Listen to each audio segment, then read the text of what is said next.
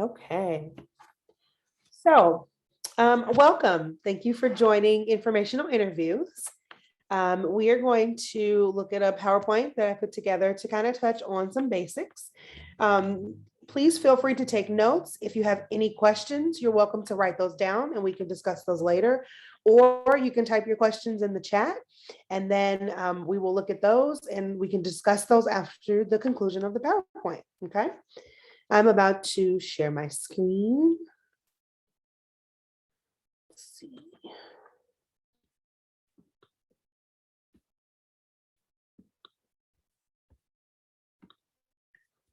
And we'll get started. Hello, welcome to Informational Interviews, Getting Back into the World of Work. My name is Lene Green, and I am a Neuro Resource Facilitator with Brain Injury Alliance of Iowa. I look forward to talking with you today about employment and informational interviews.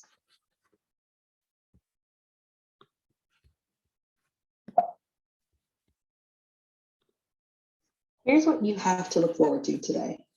We're going to look at the realities of how you may feel about going back to work, explore possibilities of how to begin the process of going back to work.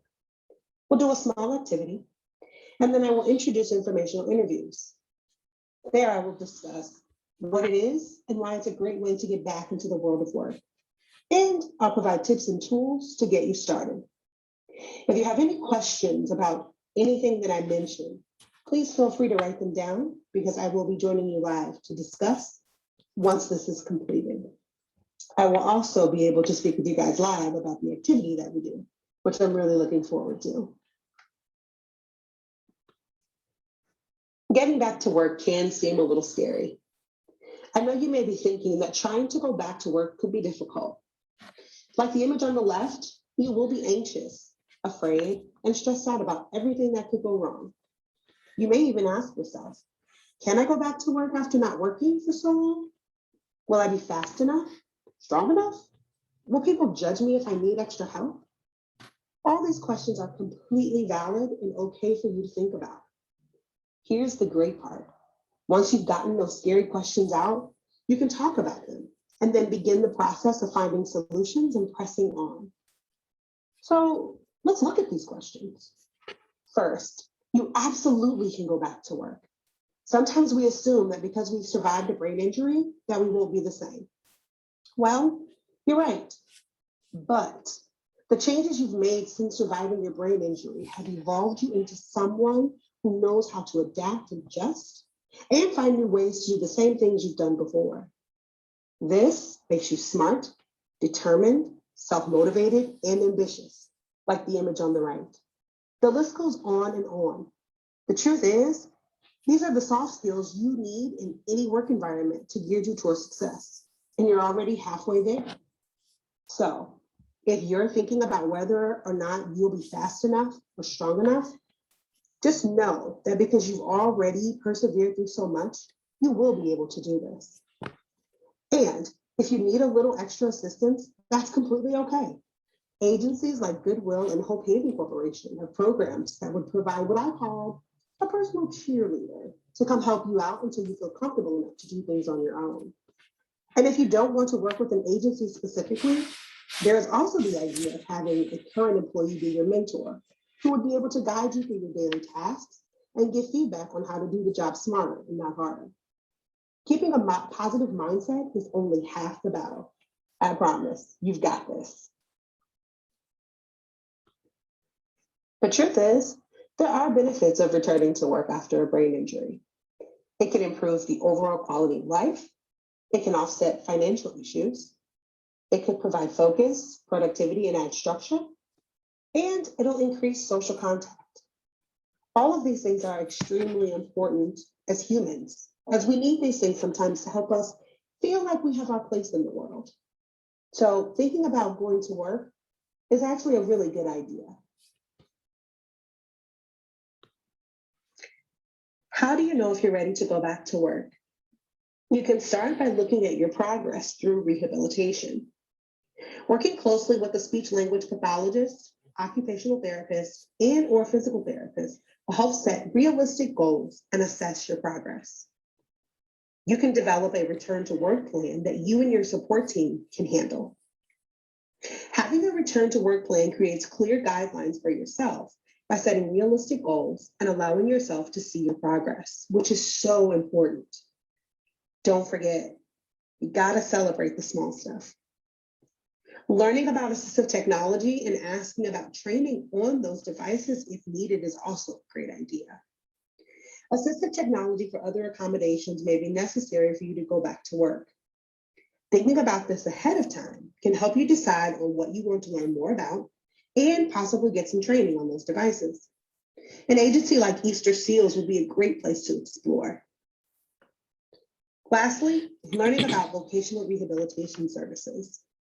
If you feel like you're ready, your rehabilitation team may also be able to make a referral to vocational rehabilitation or other agencies that can help further prepare you for returning to work. Now I'd like to do a little activity. If you don't have paper and pen or pencil yet, go ahead and grab it because you'll need it now.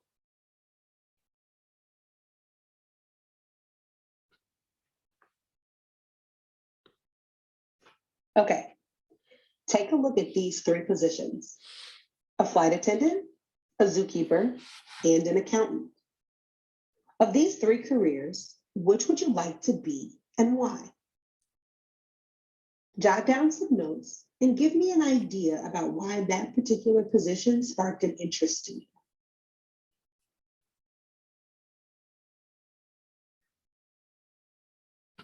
Now, I want you to do that same thing, but on the opposite end. Which one would you avoid at all costs and why? Again, jot down some notes and give me an idea about why this particular position makes you want to run away. What is it that you know about that position that you do not like?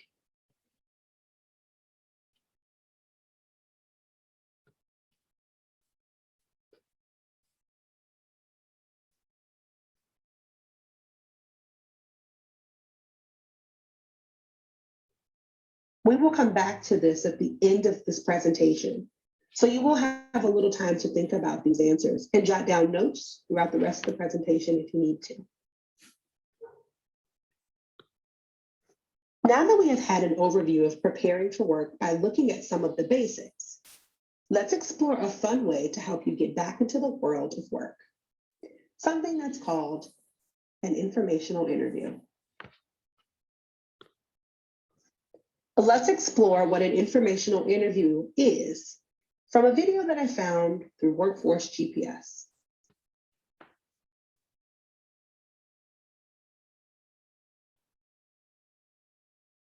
Most people think of interviews as the final step in the reemployment process, but this segment is about another job search tactic you can use called informational interviews.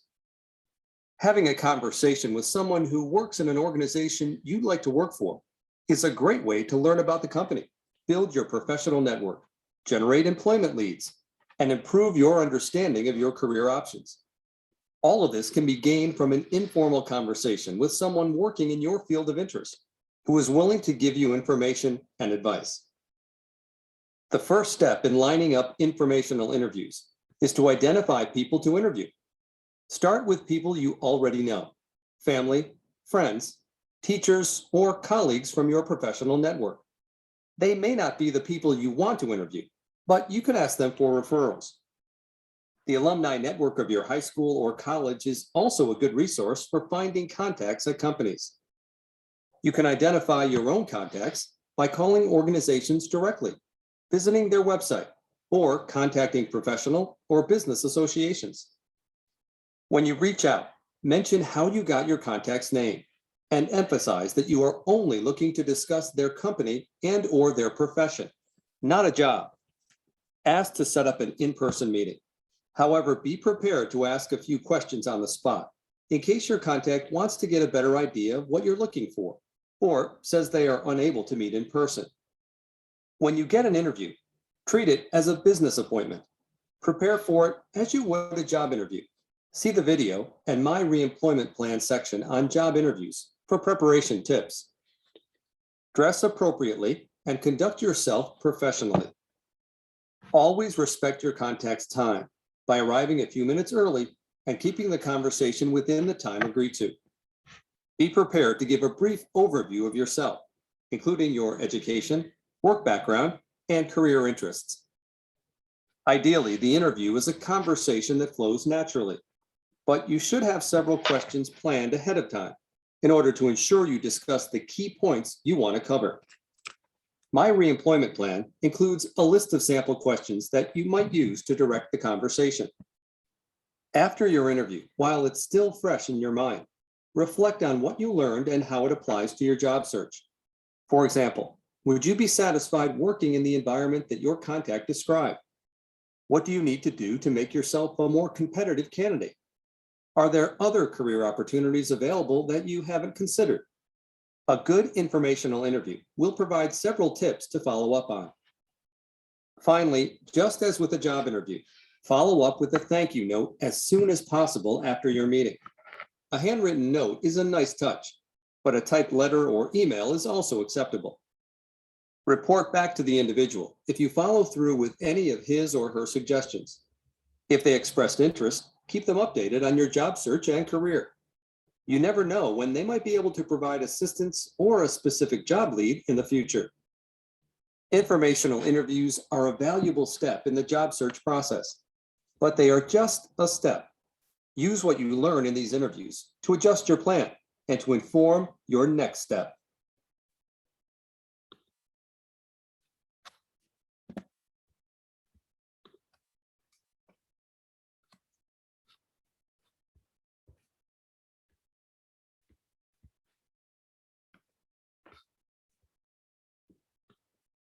So let's look at the good things about informational interviews.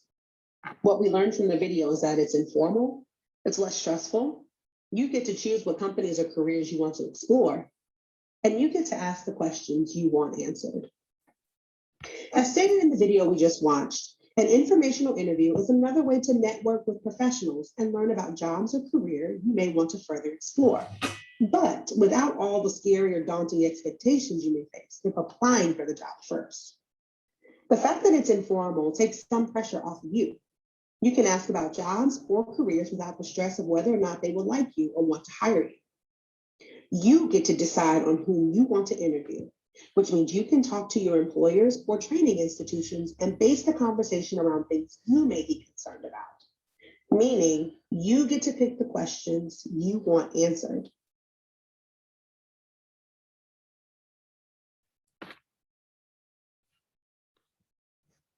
The video that we watched provided a lot of great information, so I wanted to pull out some of those points and really stress them. Here are some tips on preparing for informational interviews. Practice with someone you trust.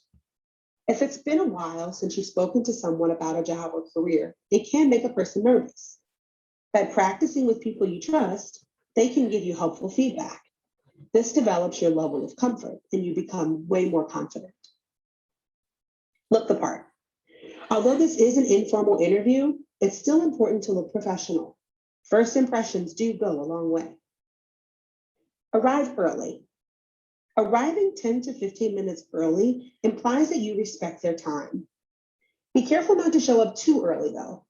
Arriving 20 to 30 minutes early could have you waiting, and that could get you out of your focus for the task at hand. Use simple, open-ended questions. This allows for dialogue. Remember, it's informal, so getting to know them and them getting to know you is welcomed. This also gives a chance to ask follow-up questions if necessary. Practice active listening. Active listening lets the interviewee know that you are engaged and process what's being said. Giving good eye contact and using nonverbal communication like nodding and smiling are all great ways to show you're being an active listener. Take notes. Taking notes will help you with remembering the important things from the discussion. It gives you time to go back and review what was said and to help you make a decision about next steps. Lastly, remember to send a thank you note. Remembering that someone took the time out of their busy day to talk to you means a lot, And you want to remember to show that you appreciated it. Remember, it's the little things that go a long way. Here are some examples of questions that you could ask. What are the job responsibilities? What do you enjoy about this job or career? How is the work environment? What are the minimum requirements for this position? What key words or phrases should I include on my resume to get the company's attention? Having a good amount of questions to discuss will be a great way to keep the conversation going, while getting the answers you need to make a decision on whether or not this might be the place or career for you. You can also use this as a way to hint at your talents and abilities as you discuss things about the job or work environment.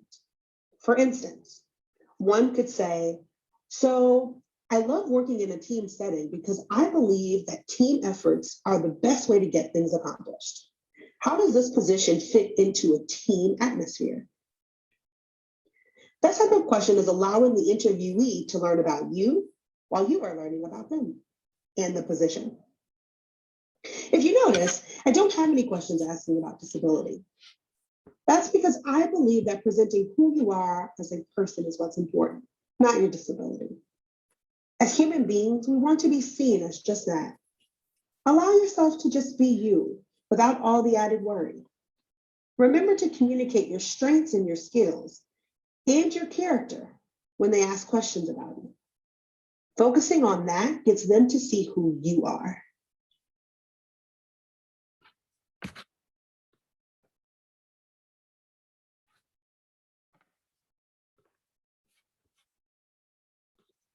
Okay, so let's recap here. Informational interviews are an informal way to network with employers or employees about jobs or careers of your interest. The goal is not employment yet. Remember to talk about yourself in an uplifting, positive way. And learn as much as you can about the position and make a decision based on what you want.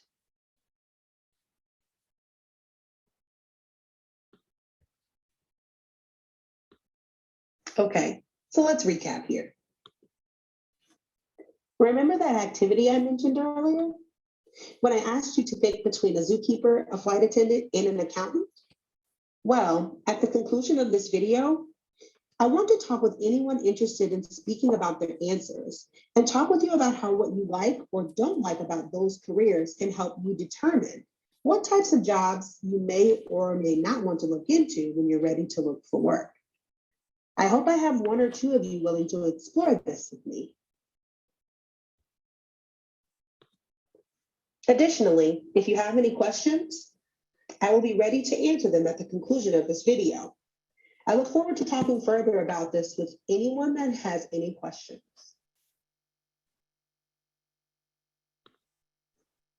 If you would like to set up a time to discuss things further, or if you have questions you think of after this presentation, feel free to call me or email me at the phone number and email address shown on the screen.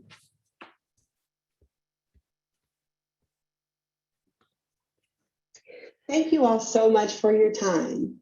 I look forward to joining you live.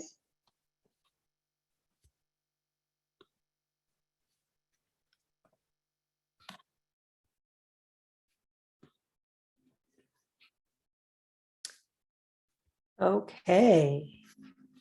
So I'm going to turn my camera back on here. Okay. All right. So as far as the activity goes, was there anyone who was able to jot some notes down about those three career options and we can explore it a little bit?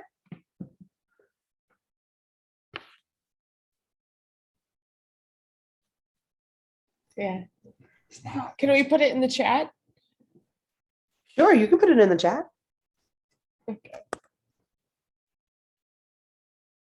Sherry, were you about to say something? That's okay. I thought all the suggestions were great. You know, Okay. everybody's different. Sure. Yeah. So of those three that were mentioned, which one was a favorite for you? According to their education. According to the education? Yes. Okay, okay. Ally, you said flight attendant to travel. Okay. Was there anything else about the flight attendant that was of interest to you?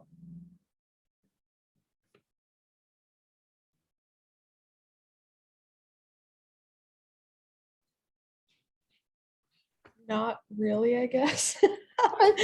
So the reason why I asked that question is because with the activity, with this, what it allows is it allows for you to kind of explore some of the job duties that are connected to that position.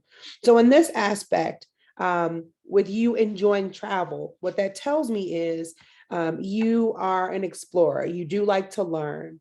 You're a person who wants to be exposed to new and different things. So when looking for employment, would be some things that you would want to consider. Are the positions that you're applying for, is it giving you something new, something different? Is it helping you to learn and explore?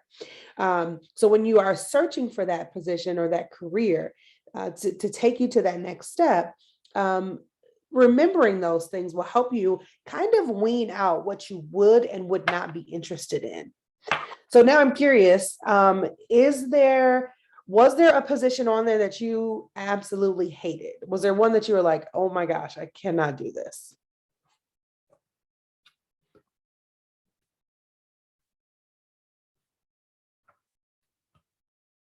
The zookeeper, okay. Can you give me a reason why? I'll just leave it at sense. The smells, okay. So once again, thinking about when you're ready to go into your career and you're looking for work, if you have a sensitivity to smells, or if you have any other senses where things are heightened in certain environments, when you're looking at jobs, this is a great way to help you further wean out positions that you were looking at but are no longer interested in, because that could be a turnoff for you.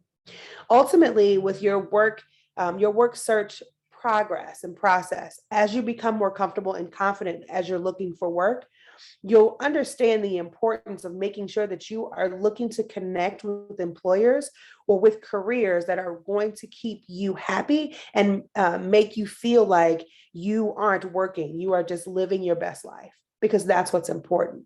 So that activity was kind of used. That's what I love to use that activity for, just to help you see how a certain career or a certain job, it applies in other areas and it applies to you. Understanding who you are in your job search process is one of the most important things that you could have happen as you are getting closer and closer to making decisions. Does anyone have any questions in regard to that activity?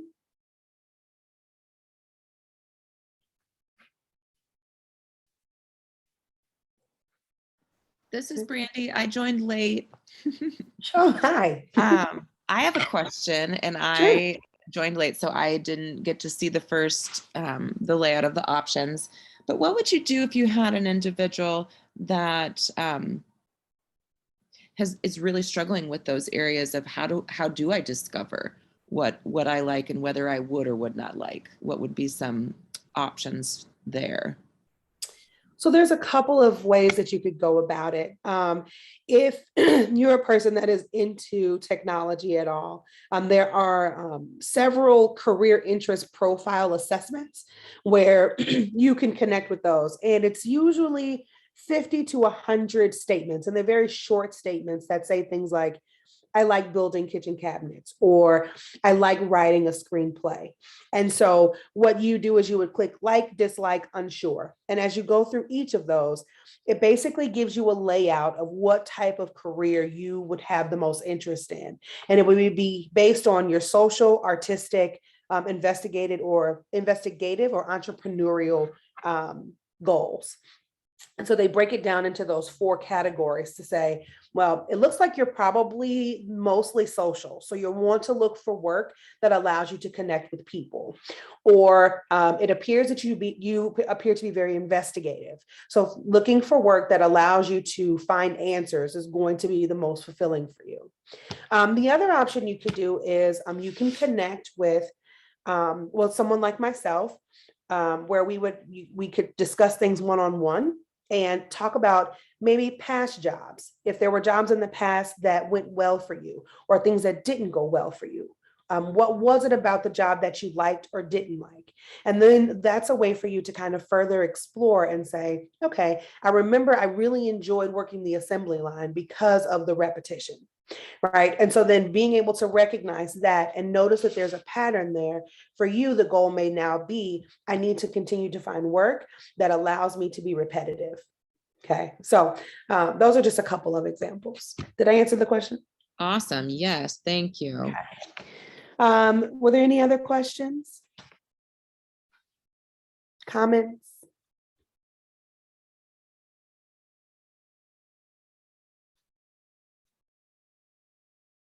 Okay. I don't have any questions in the chat. However, are there any questions that you had about anything in the PowerPoint? Or the presentation, I should say.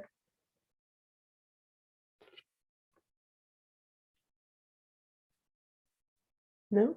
Okay.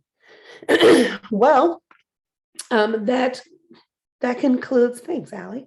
That concludes my presentation for today. Next week, I will talk about just the job search 101, some of the do's and don'ts. Next Friday at the same time, 11:30. So if you are interested in participating in that, please feel free to sign up. And then at the end of this, we will send out a survey to just ask questions about this presentation.